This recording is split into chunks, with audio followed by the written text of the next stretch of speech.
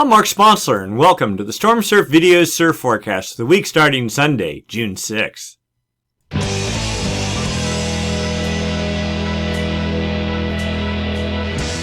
Stormsurf, waves, weather, buoys, altimetry, snow, temperatures, El Nino, weather analysis, real data for outdoor people, all the time, no hype.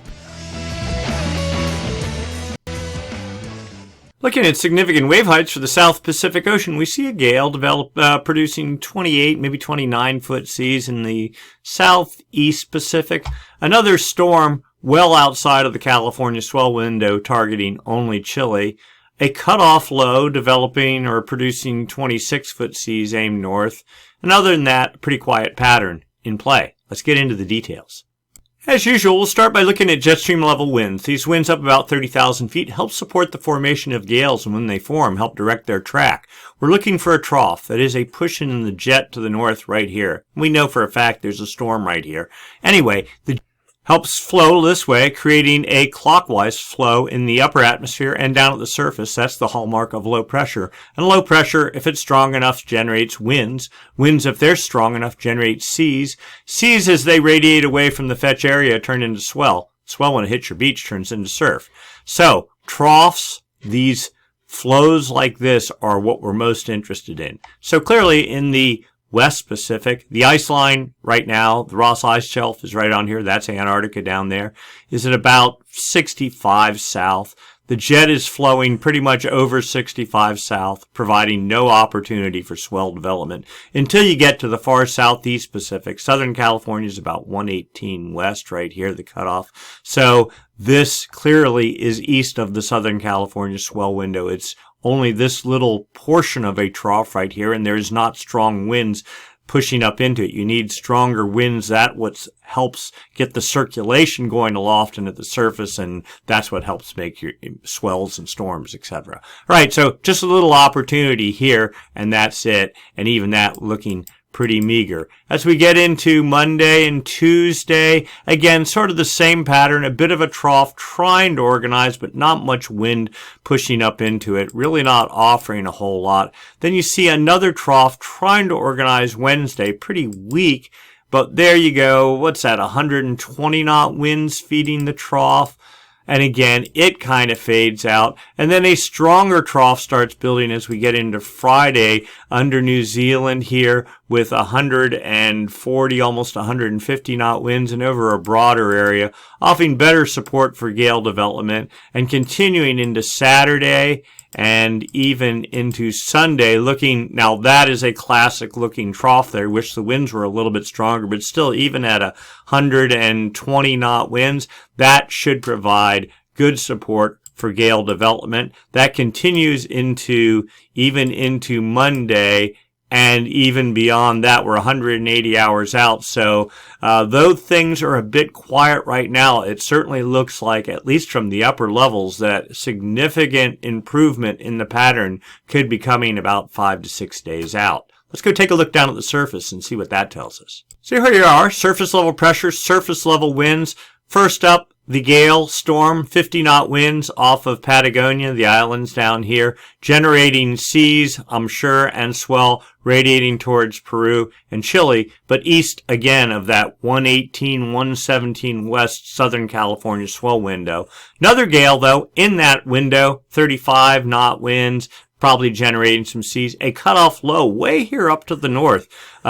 50 knot winds over a small area, so we'll keep our eye on that. And otherwise, pretty quiet pattern for the moment. Let's put this into motion. The cutoff low continues into Monday night and then fading as we get into Tuesday. Small and aerial coverage. Another system, broader system, develops Wednesday. A little bit of a trough here we saw before with 40 to almost 45 knot winds. The ice line, though, is right along here. So half this fetch is over ice doing nothing. Half of it is over water. It takes a little distance for the winds to ramp up to get traction on the ocean surface. So not as productive as we'd like. And then southeast of New Zealand, another gale develops with 45 knot winds. This is Wednesday night into Thursday, building 55 knot winds, looking pretty solid. Continuing into Thursday night, then fading some on Friday. Another broad system developing southeast of New Zealand, 35 knot winds, building to 40 and almost 45 knot as we get into Saturday. Lifting northeast, you want the fetch not only aimed at you, but the whole of the fetch area lifting to the northeast. So you see it sort of doing this thing.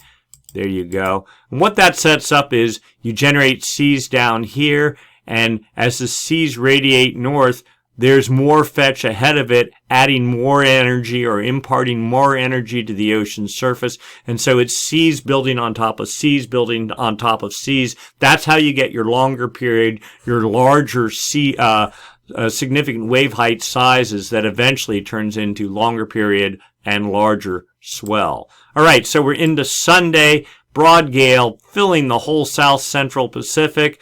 Core with 50 knot winds, broad area 30 to 35 knot winds, and then we go out into 180 hours out. It all starts fading out. Let's go take a look at the effect of those winds on the ocean surface, and we're expecting something pretty decent from that. But first up, we're going to go back to Thursday. What's that, maybe 3 days ago?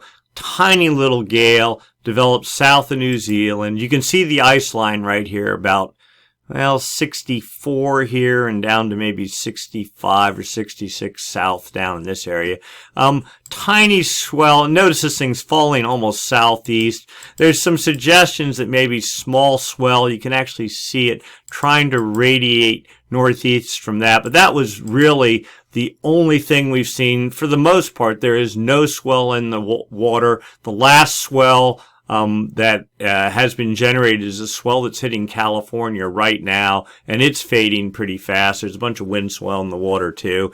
And then there's supposed to be a pretty long dead period until something, and we're discounting even that one that we just saw from generating anything. So where are we? So then Sunday night, the first system of any interest started generating 29.9 foot seas right here. In the south central Pacific, and lifting northeast, seas building. They built briefly to 31 foot at 6Z on Monday, and then started fading from there. That has generated some small swell that's radiating towards California. The previous one back here, maybe some energy to Hawaii, but we're discounting even that. Let's look forward. All right, so here we are, Monday morning. And the first system fading. Now this other system, let's go back, very tiny up here. You can't, I'll click away from it. You can see very tiny coverage, maybe 30-foot seas over a tiny spot. And so, yes, some swell could be generated from that into Monday night, 28-foot seas aimed off to the north, and then fading quick. All that is really just sort of, now you see seas there, but they're all aimed due south, so we're discounting that.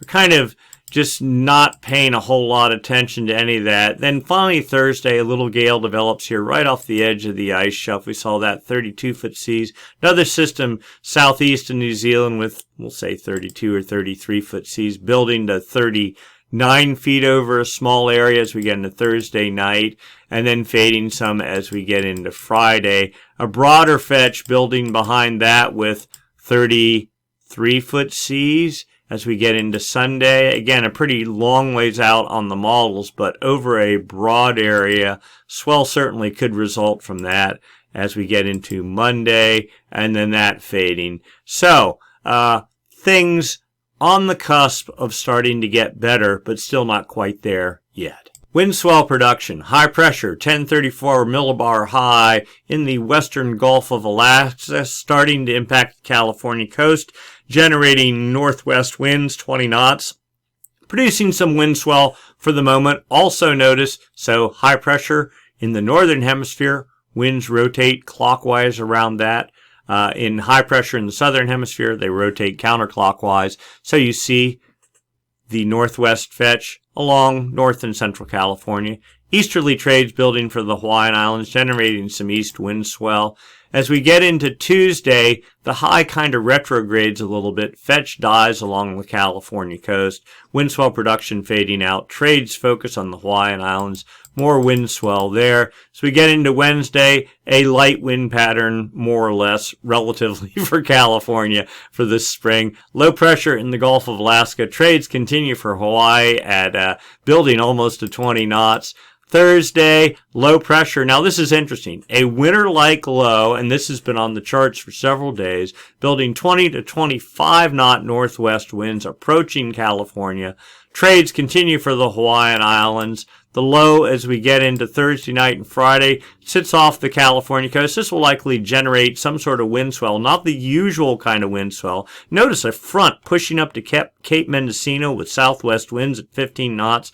Trade's pretty good, though, or northwest winds pretty good for Point Conception southward. Trade starting to fade for the Hawaiian Islands. So we get into Saturday. The low holds off the coast, but weakening substantially. Not probably doing a whole lot for any wind swell production. Trades fading out for the Hawaiian Islands. Sunday, same thing, just a weak kind of laconic pattern setting up, not doing a whole lot. And then we get into, where are we? We're at 180 hours. Whoops, there we go. And so no particular wind swell probably after that for Hawaii or the U.S. West Coast. Believe it or not, we're going to look for potential rain from that low pressure system. Now, not yet. Yeah, there we go. There's the low. Rain pushing up to the Pacific Northwest as we get into Friday. Down into Cape Mendocino Friday night, but not even making it to the Bay Area. Trying to reorganize. So probably precipitation, Cape Mendocino, maybe down to Point Arena. And that's probably about it. Nothing up into the Sierra in terms of snow or anything like that. But a little bit of rain for Northern California. Every drop counts. As you can see, this is for Squaw Valley. No snow forecast. Snow levels pretty high, 14,000 feet. By snow level, I really mean the freezing level for people that are backpacking Pacific Crest Trail and anywhere along the crest of the Sierra. 14,000 feet, but falling as the low approaches. Thursday, Wednesday night, Thursday, down, freezing level down to about 6,000 feet for a moment, and then building back up and 14,000 feet by June 11th, so that'd be Friday, and only getting solid after that. We did a quick inspection of snow, amount of snow on the ground, up at some of the resorts at 8,900 feet, Granite Chief Peak. I mean, there's no snow. A couple of patches, couple of pockets. Northwest facing corners.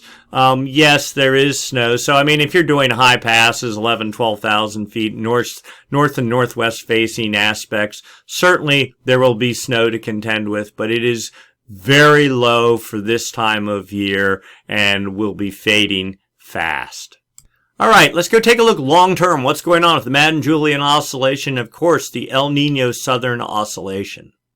As usual, we start by looking at winds across the Pacific on the equator, 5 degrees north and south of the equator. This is data from the TAO buoy array, series of buoys strung across the equator used for monitoring El Nino, but we can also use that to check the status of the Madden-Julian Oscillation.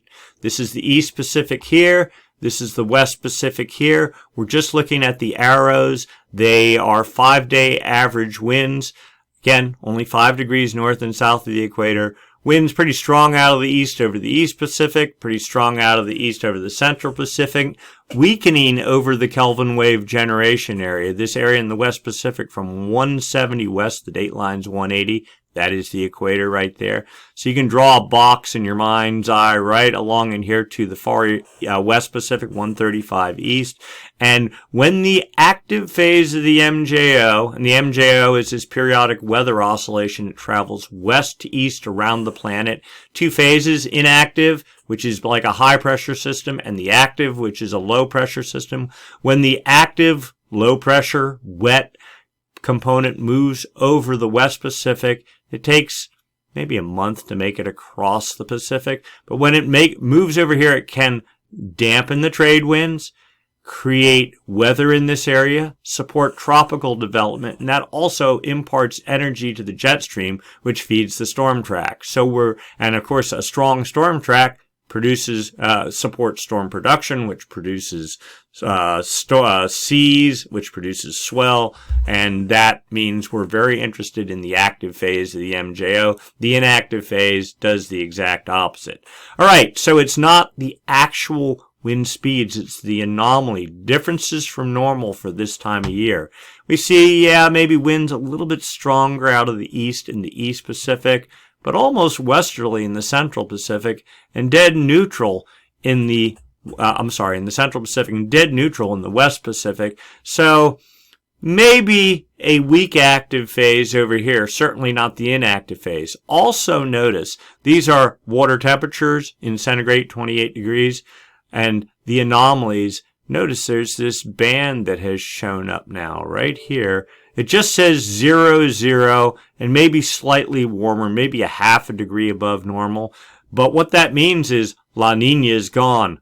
All winter, it's been colder than normal temperatures here, driven by stronger than normal trades returning to normal, some upwelling going on from a Kelvin wave. We'll get into that. Temperatures almost the whole way across the Pacific on the equator, and it's only 5 degrees north and south of the equator that really matter. That's what dictates the global weather patterns, is sea surface temperatures in the Pacific, and for California, it's the East Pacific.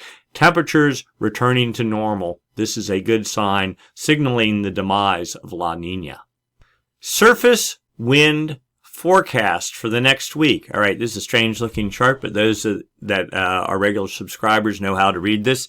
The date line runs right up the middle. This is the whole planet on one chart. We're looking at only the east or the west component of the winds. Are the winds blowing stronger out of the east? They'd be blue. Stronger out of the west? They'd be red. We want to see the reds over the Pacific Ocean. That would be the active phase of the MJO. That again supports feeding energy to the jet stream. All right, the West Pacific starts at about 135 east, so right up here, go the whole way up the chart. Dateline 180. Kelvin wave generation area ends at 170 west right there, and then California at 120, and the Ecuador, the far East Pacific, equatorial Pacific ends right about there. But it's only this area right here, little box in your mind right there. That's what matters.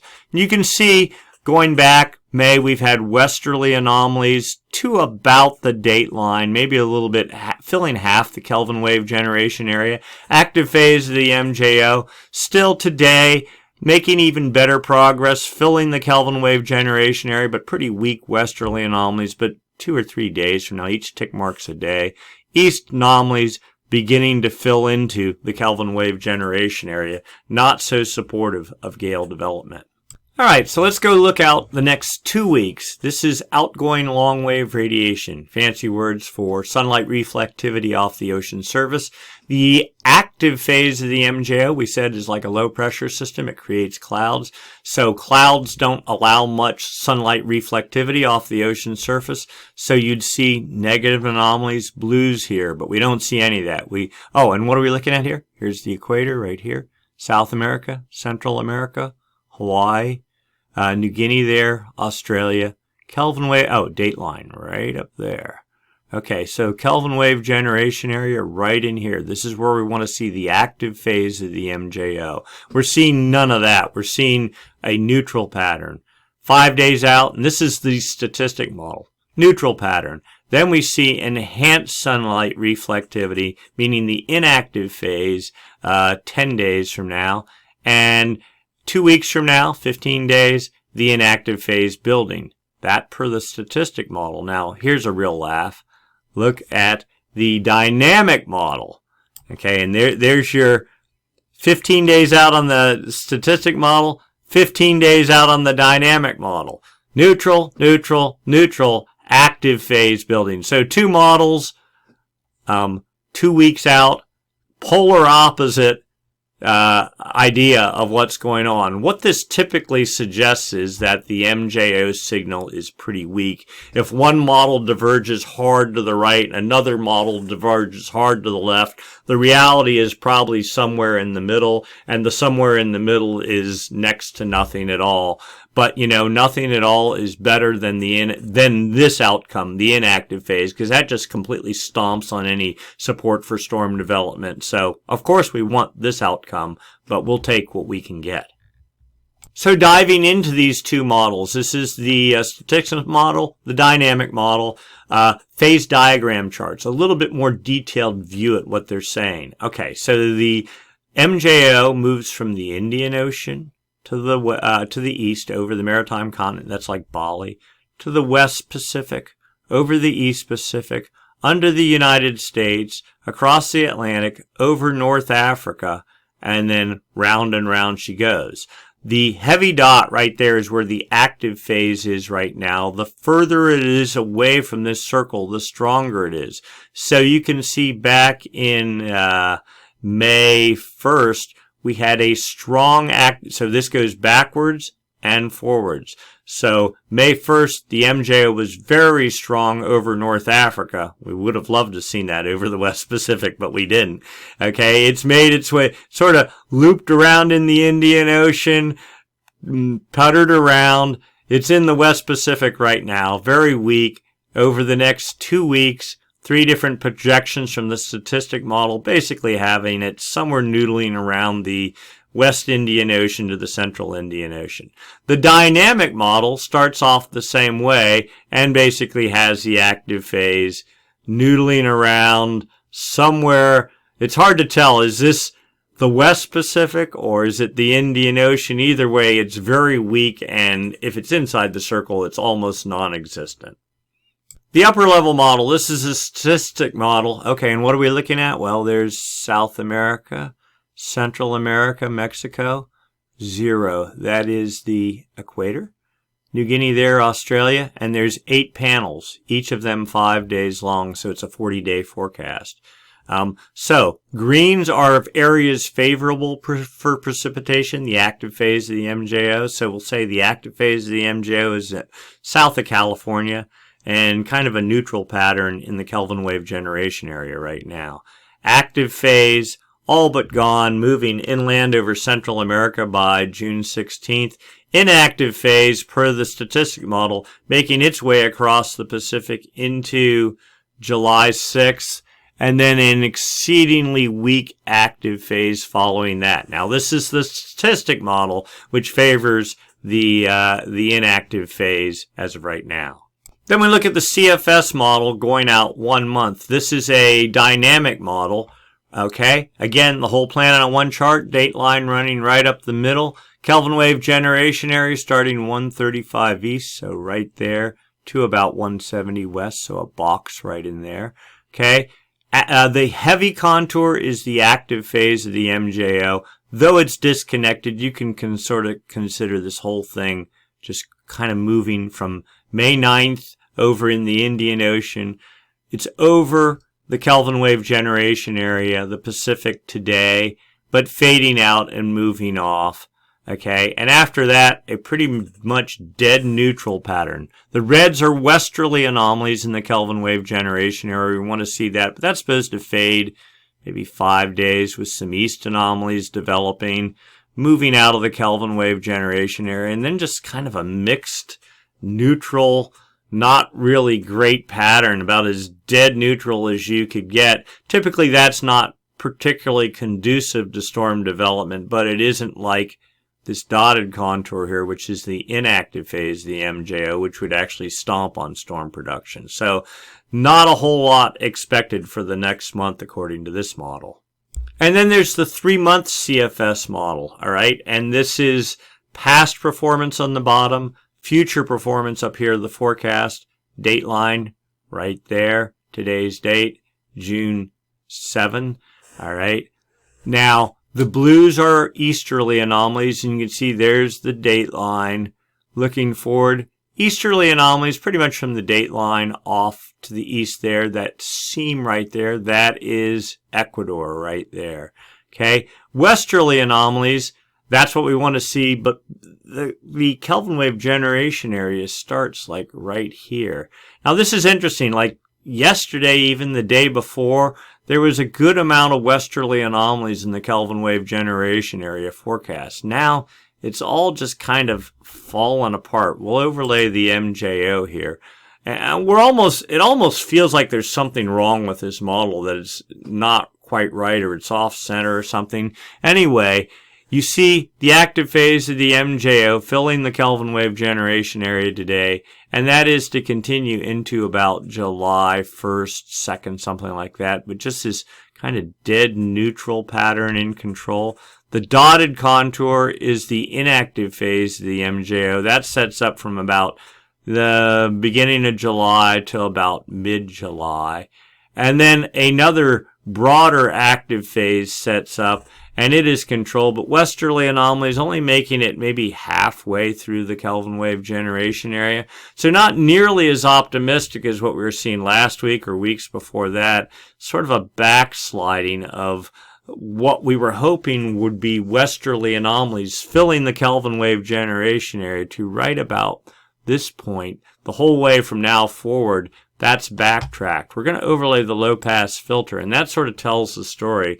It suggests, so this dotted line here, high pressure bias, this is what was driving La Nina all this winter. There's the dateline, filling the dateline area for the most part. The Kelvin wave generation area starts right about here, so it wasn't even in the Kelvin wave generation area.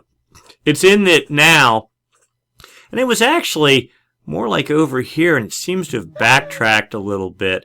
Anyway, the third contour line in the high pressure bias is all but gone now. But here's the kicker.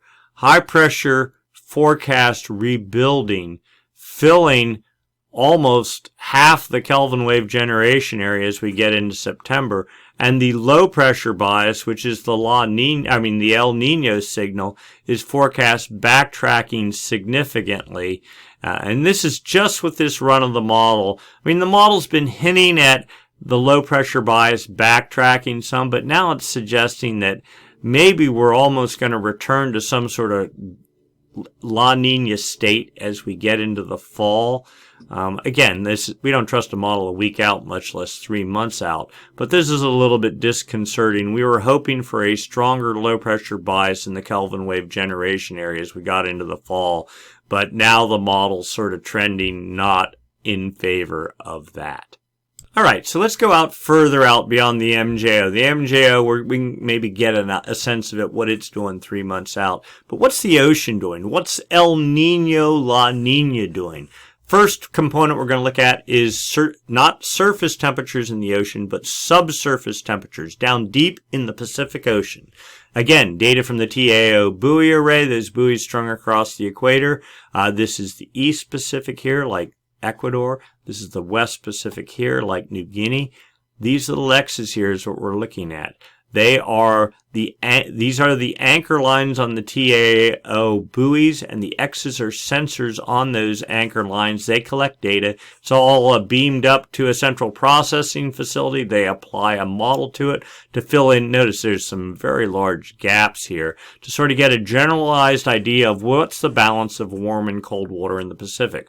Warm water in the west here, centigrade, 29 degrees Celsius, 28 degree isotherm. I think it had moved at one point to 155 west, then backtracked to 160 west. Today, about 157, 158 west. So pretty much holding good. And the 24 degree isotherm pushing the whole way into Ecuador. Good amount of warm water here in the East Pacific. Last winter, the 24 degree isotherm was at 140 west. Cold water all in this area, looking much better. Now we look at anomalies, differences from normal for this time of year. We have a pocket of 1 to almost 2 degrees centigrade above normal temperatures in the West Pacific, and 2 degrees. It was almost up to 3 degrees at one point last week. In the East Pacific, this is all indicative of a Kelvin wave. That is, we talk about this when the active phase of the MJO moves over the West Pacific. It produces westerly wind anomalies, then takes warm water that's here, starts pushing it off to the east. It takes about 3 months for that warm water to push not on the surface, but under the surface of the ocean, the whole way across the Pacific. This is the effectively 2 Kelvin waves trying to impact the East Pacific right now with a building pool of warm water in the West Pacific. Pretty good setup. Looking at another modeled view of that same thing, you get a better picture here. Warm water in the west, building up, a little bit of, not a break, but just cooler, and then those 2 Kelvin waves all bundled together here, trying to make it to Ecuador. They appear to be stalled about 90 west right now, and also reaching to the surface just barely in this area. So a much better subsurface temperature profile at the moment. A quick look at sea surface heights. So this is kind of a hard chart to read. That's South America there, Central America, Mexico, Hawaii right there. This is the equator. That's the date line. New Guinea there, Australia there. The yellows, so what we're measuring here is the height of the ocean as compared to normal. Not wave heights, not tides. It's JSON-3 satellite data. You strip all that out, and is the sphere of the ocean higher or lower than normal? If it's higher than normal, that means there's warm water at depth. Warm water, of course, expands, and it can create a bump on the ocean surface as it expands. If it's colder than normal, it contracts, creates a divot. So what we saw last week was warm water almost the whole way across the equator. The latest update here as of June 2nd, down a little bit, suggesting not as warm water right here, but pretty good warmer, and it's just on the equator we're interested in, the West Pacific, and also off here along Ecuador, the Galapagos, out to the almost the Central Pacific. So Kelvin wave in flight. This next image paints the picture in a time phase perspective. July of last year, June of last year. Warm water was in the West Pacific. This is the East Pacific here. The blue, colder than normal water. The onset of La Nina. Cold water just in control of the balance of the Pacific the whole way till about February of this year. And that's typically where you get these transitions, especially if they're pretty strong. And boom, you see it. A Kelvin wave, warm water build up in the west, starts flowing to the east, driven by the active phase of the MJO. Then another Kelvin wave in mid-April, same thing. Notice both of them stalled at about 90 degrees west. Ecuador here is 80 west. We just wanted to make the last little push, but don't know that it's going to make it. So kind of interesting, a stalled Kelvin wave scenario, but not horrible, and we'll see why in a minute. Sea surface temperature data. All right, so what has been evolving? The equator is right here. It's actually here or here, depending on which stack images you're looking at. South America, Central America, Baja, Mexico, California, Hawaii right there. Okay, warm water building up off of Ecuador, and now building almost the whole way along the equator. Not hot, not real warm, but just slightly above normal. And then the last little remnants of La Nina here, the cooler water, and this here, still in place. So it's sort of like we're fading from La Nina. We're moving not towards El Nino, but to neutral, with warm water trying to get a foothold in. Strong high pressure out here, driving strong northwest winds along the California coast, upwelling. You can see the outline of the high pressure system right here in the core of the high, warm water. Same thing in the southern hemi, but a little bit more elongated here. I'll call it trades off of Chile, causing some upwelling, trying to get that to die off. And then you have this last little bit of cooling here right along Peru. This is the subsurface cold water from La Nina, the last little bit of it, upwelling to the surface. The Kelvin wave at 90 west, so that would be literally right here, right at the Galapagos, stalled right here, trying to squeeze the last little bit of the La Nina cold water to the surface. So, basically almost a neutral trend, but with the remnants of La Nina atmospherically still in play. Sea surface temperature trend for the past 7 days, pretty much dead neutral. Tiny little pockets of warming, a little bit of cooling, but no grand overall trend one way or the other. Completely neutral, and it's only 5 degrees north and south of the equator, this area right here that we're interested in, and no real positive or negative trend going on. The backed off view here, you can see it pretty well. Warming on the equator out to here to neutral, little fading pockets of cooling, but probably the biggest thing is this just still strong high pressure in the atmosphere, driven by what was a whole winter of La Nina causing upwelling. The atmosphere is a big boat. It doesn't turn. You get this warming here. That's not going to instantly change everything over the planet. It's going to take months of this warming being in place to slowly nudge out this cool, the high pressure, the upwelling trend. The good news is temperatures are at least returning a little bit closer to normal in the north of Point Conception. Sea surface temperature trend in the Niño 1.2 region. This is the area right there along Peru, the Galapagos, Ecuador. Pretty much stable. Temperatures today, 0.5 degree below normal, 523 thousandths below normal.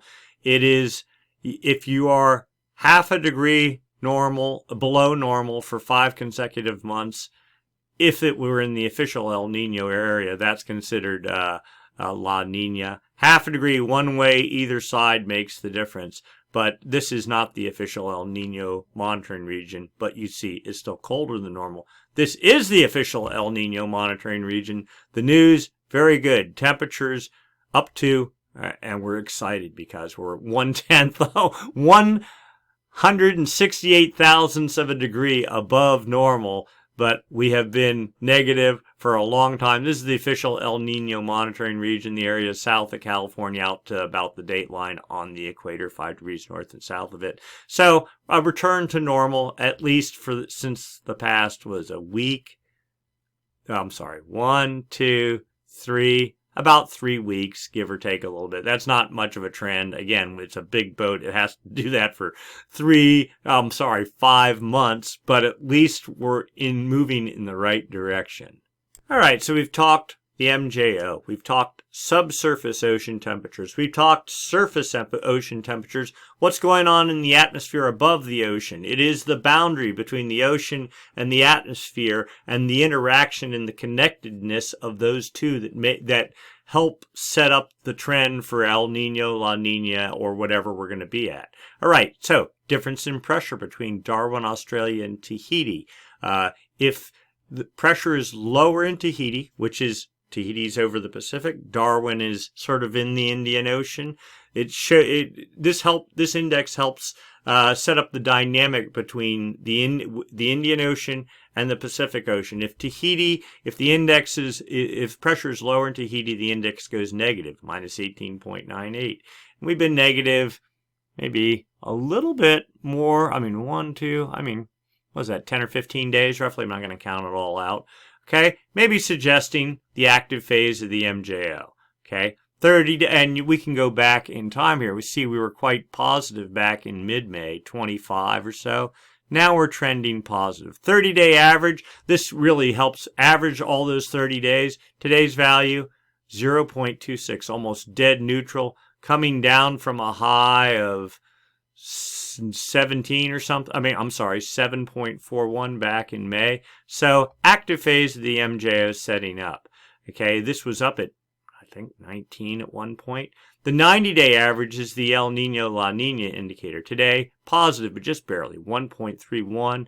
We were up at 3, and I think we were up at 15 back in the winter. So almost dead neutral. This index suggesting, like everything else we've seen, the ocean is slowly coming back to normal. The atmosphere is starting to respond in kind, at least for now, suggesting, well, not La Nina anymore, but certainly not El Nino. The 30-day moving SOI graphed out, and this is exactly what we were hoping to see lately. See the declining average to near neutral. Last week we were up here somewhere. We were hoping we were heading down. We certainly are. The long-term trend, April of 2019, we were in like a weak La Nina state. Then we moved into El Nino. Moved out of that weak El Nino state into a La Nina state last year. Pretty strong, up at 20.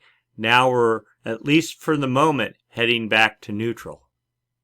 And then finally, not the official, but a sea surface temperature forecast from the CFS version 2 model.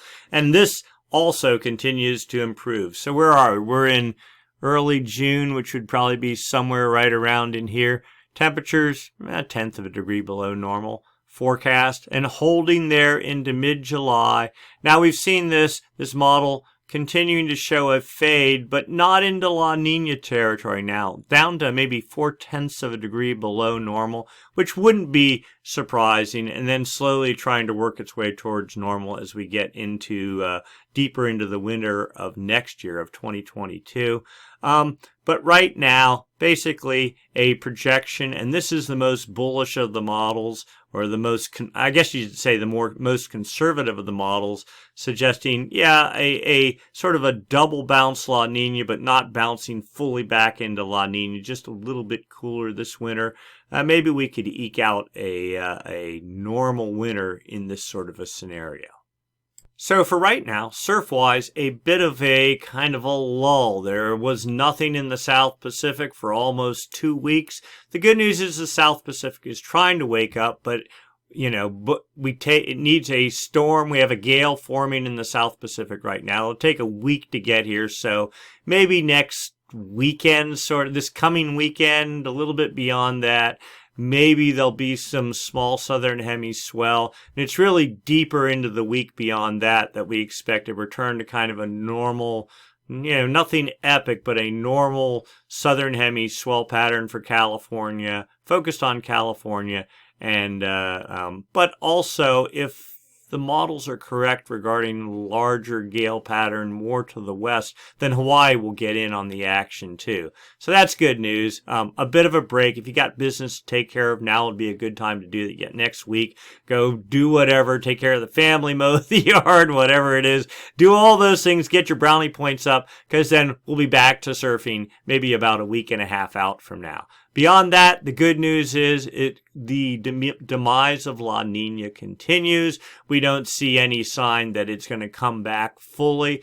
The little bit of the downside is the low pressure bias that was forecast building in the West Pacific, at least per one run of the model, the run today, suggests it's going to backtrack.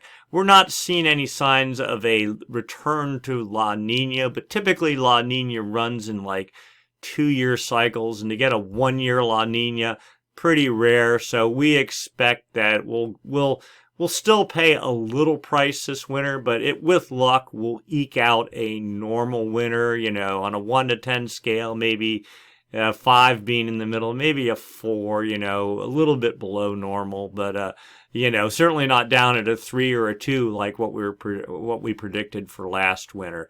Rainfall though. Rainfall is the issue. We need warm water to build up south of California on the equator. It needs to stay there for months on end. We have weak warm water there now. Not anything to like, it's just kind of neutral. Nothing to really get excited about. We want to see more warm water building. We want to see those 2 Kelvin waves erupt. And we really want to see another Kelvin wave, but we're not seeing any signs of a strong enough active phase of the MJO in the Kelvin wave generation area for the next 3 months to probably build another Kelvin wave. So we'll have to see what goes on there. But for right now, at least La Nina is dead. All right, so if you enjoyed the video, give us a thumbs up. We'd appreciate it. Helps the algorithms. If you haven't subscribed, please subscribe. That's also, helps us make a little bit of money out of this. We're not making much at all.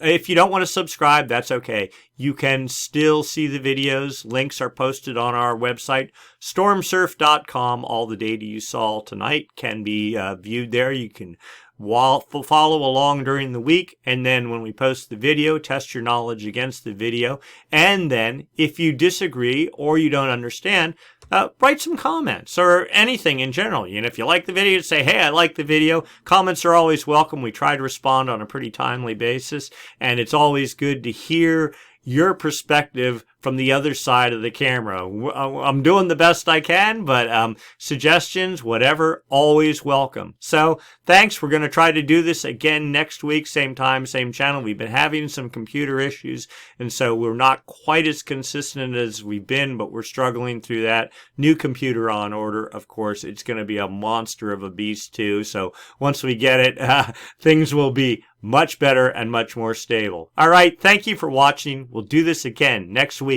Same time, same channel. See you then.